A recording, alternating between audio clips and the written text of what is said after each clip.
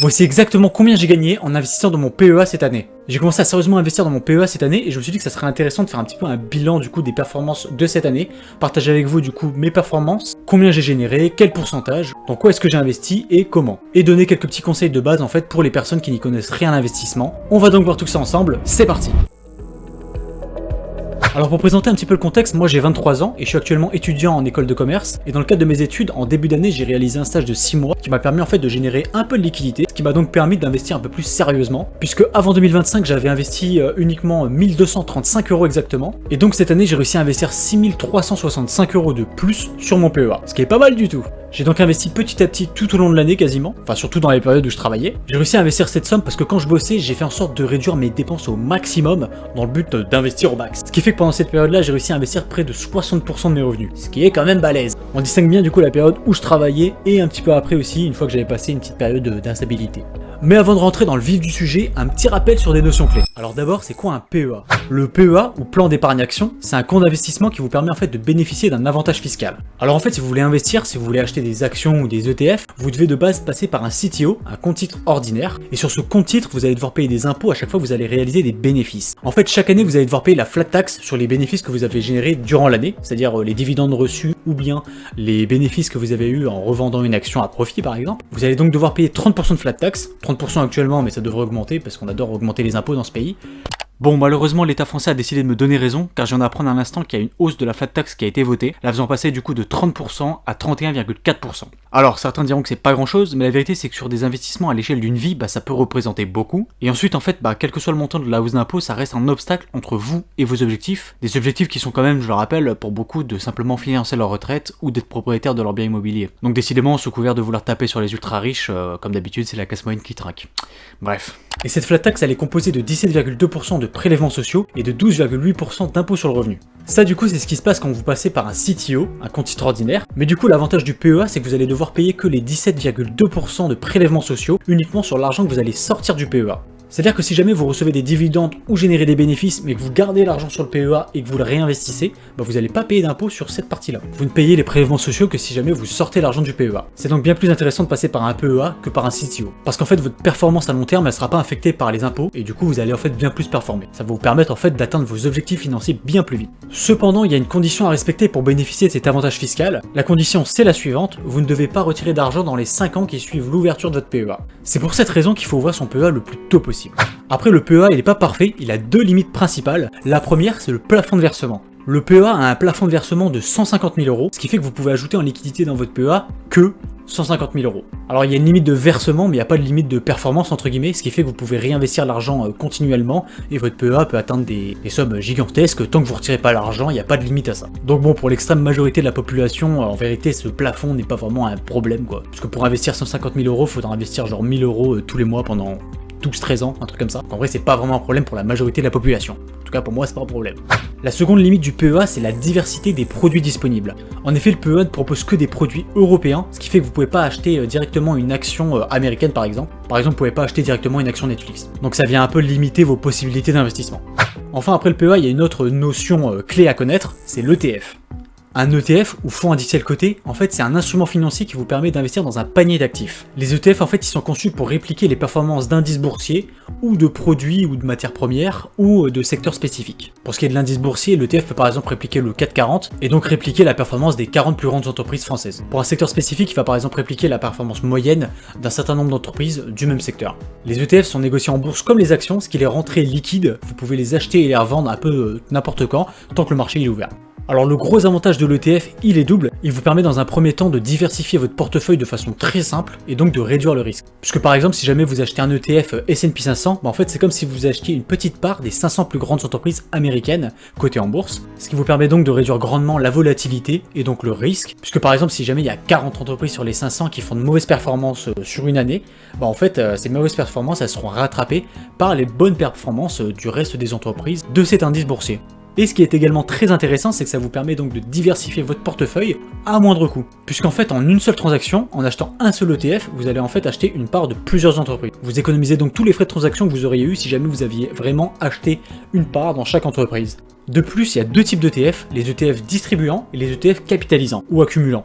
En gros, quand vous possédez un ETF, c'est comme si vous possédiez une part dans un grand nombre d'entreprises, et en fait, comme vous êtes propriétaire de cette entreprise, même si vous êtes qu'un tout petit propriétaire, vous allez percevoir des dividendes. Et du coup, les ETF distribuants vont directement vous reverser les dividendes, c'est généralement la technique adoptée par les rentiers, et à côté de ça, il y a les ETF capitalisants qui vont en fait réinvestir directement l'argent des dividendes. Ça en fait, c'est surtout pour les personnes qui investissent à long terme, qui veulent une croissance de leur portefeuille. Et du coup, ça vous permet en fait de réinvestir les dividendes sans avoir du coup ces frais de transaction que vous auriez eu si jamais vous auriez perçu les dividendes et si vous auriez acheté ensuite l'ETF encore une fois. Alors moi personnellement, j'ai que des ETF capitalisants parce que mon objectif c'est de faire grossir mon portefeuille. Mais du coup, moi, dans quoi est-ce que j'ai investi et pour quel rendement surtout? Alors moi actuellement du coup dans mon portefeuille, j'ai 3 ETF et 2 actions. Alors ces ETF, quels sont-ils? Alors moi déjà, j'ai le S&P 500, incontournable, les 500 plus grandes entreprises américaines cotées en bourse, un rendement annuel moyen de 10% sur les 10, 20 ou 30 dernières années, je sais plus, une bonne diversification bien qu'une grosse exposition à la tech américaine, normal hein, dans les grosses entreprises mondiales il y a beaucoup de tech, et du coup pour cet ETF j'ai eu un rendement de 13,96%, soit 362,14€, ce qui est pas mal du tout. Et en parlant de tech, le deuxième ETF que j'ai c'est le Nasdaq 100, les 100 plus grandes entreprises orientées technologie et innovation. Alors le Nasdaq il est quand même très corrélé au S&P 500, mais il est plus concentré, donc plus volatile, donc plus risqué,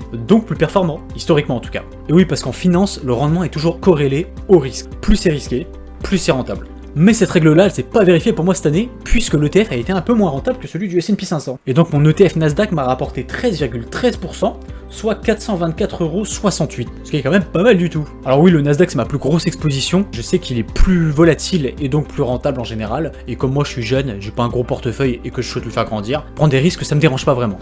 Alors avant de passer à l'ETF suivant, il y a quand même un petit truc à préciser. Si vous avez été bien attentif durant la vidéo, vous avez dû repérer une petite contradiction. Enfin, une contradiction. Je vous ai dit plutôt que le PEA permettait d'investir que dans des produits européens, mais du coup comment ça se fait que je puisse investir dans par exemple le S&P 500 qui est composé uniquement d'actions américaines? Et bien tout simplement en fait parce que l'ETF lui est européen. L'ETF est un produit européen qui reproduit un indice boursier américain. Il y a un petit pont entre les deux quoi. Mais du coup cette relation elle a une conséquence au niveau des monnaies, puisque le S&P 500 est en dollars et que nous on achète des ETF en euros. Il y a donc un élément qui va venir influer sur la véritable performance de l'ETF.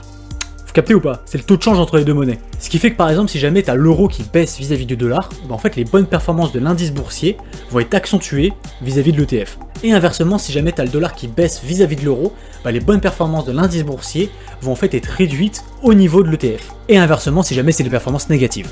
Et malheureusement cette année l'euro est remonté face au dollar. En début d'année 1 euro valait 1,04$ et aujourd'hui en fin d'année 1 euro vaut 1,18$. Ce qui fait que la performance par exemple du Nasdaq ou du S&P 500 a été considérablement réduite à cause de cette relation-là. Le Nasdaq qui a fait une performance en dollars de 22,26% a en fait une performance en euros de à peu près 6%. Et le S&P 500 lui il est passé d'environ 18% en dollars à 3,5% de performance en euros. Alors moi en fait j'ai un meilleur rendement que les rendements annuels en euros, tout simplement parce que j'ai investi tout au long de l'année. J'ai fait ce qu'on appelle du DCA, du Dollar Cost Average. En fait investir tout au long de l'année ça permet de bénéficier des périodes de baisse. Si jamais l'action par exemple perd de la valeur et que vous rachetez, bah en fait vous avez un prix moyen qui est plus bas. Tout simplement. C'est ce qui fait que pour beaucoup d'investisseurs, le bear market c'est un peu la période de solde. Quand Trump il a foutu la merde avec ses tarifs, bah moi j'ai bien racheté. Pour revenir sur mes performances perso, le dernier ETF que j'ai moi c'est le Stoxx Europe 600. C'est un peu l'équivalent européen du S&P 500. En vérité je l'avais pris juste histoire de diversifier un peu le tout, histoire de pas être uniquement exposé au marché américain, sans trop que ça baisse ma performance, mais j'ai eu tort, parce qu'il s'avère qu'en fait c'est l'ETF le plus rentable des trois. Bon après c'est surtout le cas parce que la montée de l'euro a fait baisser les performances de mes autres ETF, mais bon c'est pas très grave. Et c'est du coup le plus rentable des trois puisqu'il m'a permis de générer 15,38% de rendement, soit 159,10€. Donc ouais j'aurais dû en acheter beaucoup plus en fait. Et enfin en plus des ETF j'ai quelques actions dans mon portefeuille. Le but c'était quoi? C'était d'acheter en fait quelques actions, de toucher les dividendes et ensuite d'attendre de faire un petit profit et de les revendre avec 4-5% de bénéfices et ensuite racheter d'autres actions et ainsi de suite. Du coup j'ai fait ça une ou deux fois je crois, il me semble que j'avais acheté du total, j'ai touché les dividendes et ensuite j'ai revendu avec un petit profit. Et actuellement du coup j'ai deux actions dans mon portefeuille, j'ai AXA et le Crédit Agricole. Et du coup AXA je suis actuellement à plus 8,33% et à ça du coup faut ajouter les dividendes qui étaient de 5,58% et pour le Crédit Agricole je suis à plus 8,88% et à ça du coup faut ajouter les 6,58% de dividendes que j'ai également reçus. Si jamais on compile du coup ces rendements là plus les dividendes reçus plus les dividendes et les profits du coup de Total et potentiellement des autres actions, hein, j'ai oublié, on arrive à un rendement moyen de 12,2%. Ce qui est du coup très intéressant parce que du coup cette stratégie là de stock picking elle est du coup moins rentable que le fait d'avoir acheté simplement des ETF. Ça c'est très intéressant. Qu'est-ce que ça veut dire en gros? Ça veut dire qu'en fait parfois se simplifier la vie en achetant simplement des ETF ça peut être beaucoup plus rentable et beaucoup moins prise de tête. Et du coup si on calcule le rendement moyen que j'ai eu cette année sur mon PEA, on arrive à 13,56% de rendement, soit 1030,37€ pour 7600€ investis. ce qui est donc pas mal du tout, je suis plutôt content. Quelques critiques de mon portefeuille. Alors il y a quelques petites critiques qu'on pourrait faire à mon portefeuille. Déjà mon portefeuille il est très exposé sur le marché américain. Le Nasdaq et le S&P 500 c'est quand même plus de 75% de mon portefeuille, ce qui est quand même balèze. En plus les deux ils sont quand même très corrélés, ce qui fait qu'il y a quand même plus de risques en cas de problème sur le marché américain. Par exemple avec les tarifs de Trump ou le shutdown en fin d'année, bah en fait mon portefeuille il était quand même pas mal comme ça quoi, il bégayait un peu quoi. Mais bon la nuance qui est quand même importante c'est que c'est un risque dont je suis conscient. C'est ça le plus important, c'est être conscient des risques. Et c'est un risque que j'ai choisi et que j'assume entièrement. Comme j'ai dit plus tôt dans la vidéo, moi je suis jeune, j'ai un petit portefeuille et mon objectif c'est de le faire grandir au maximum. Donc du coup moi le risque me dérange absolument pas. C'est vraiment de l'argent que j'investis sur du très long terme, donc c'est pas de l'argent dont j'ai besoin à court terme, ce qui est très important. N'investissez surtout pas d'argent dont vous pourriez avoir besoin à court terme. Moi je compte pas sortir l'argent avant des années, donc si jamais il y a des périodes d'instabilité, ça me pose pas de soucis. Vision sur le long terme. Après c'est vrai que je pourrais un peu plus diversifier mon portefeuille en achetant quelques ETF par exemple des matières premières comme l'or, ou sur différents marchés comme le marché asiatique ou les pays émergents. Mais bon on verra ça plus tard quand j'aurai un vrai revenu, quand j'aurai trouvé un travail. D'ailleurs je suis à la recherche d'un stage, si jamais il y a quelqu'un qui a une offre dans le coin, je suis preneur. Filez-moi un stage par pitié. Donc voilà, en termes d'investissement, c'était plutôt une bonne année. J'ai pas mal investi, il y a eu de bons rendements, c'était plutôt cool. Alors si je fais cette vidéo là, c'est pas pour me vanter ou quoi, mais c'est pour partager ces informations là en fait avec le plus grand nombre. À tous ceux qui n'y connaissent rien à la finance ou à l'investissement, leur montrer en fait que c'est possible d'investir sans se prendre la tête et d'avoir de bons rendements. Parce qu'ouvrir un PEA et investir régulièrement, c'est pas très compliqué, c'est à la portée de tous en vérité. Une fois que vous avez ouvert votre PEA et que vous avez choisi 3-4 ETF dans lesquels investir, bah en fait vous avez fait le plus gros du travail, vous avez plus qu'à investir tous les mois. Et en fait c'est super important parce qu'une petite habitude comme ça peut faire une énorme différence à l'échelle d'une vie. Ne serait-ce que pour financer sa retraite, hein, c'est important, parce que nous autres de ma génération, on va pas se mentir, la retraite, l'État ne nous la donnera jamais. J'ai fait une petite vidéo dans laquelle j'expose un peu notre système des retraites. Va checker ça, c'est important. Sur ce, je vous souhaite une bonne année 2026 et j'espère que vous mettrez dans vos résolutions 2026 d'ouvrir un PEA. Faites-le par pitié, c'est important. Allez, ciao!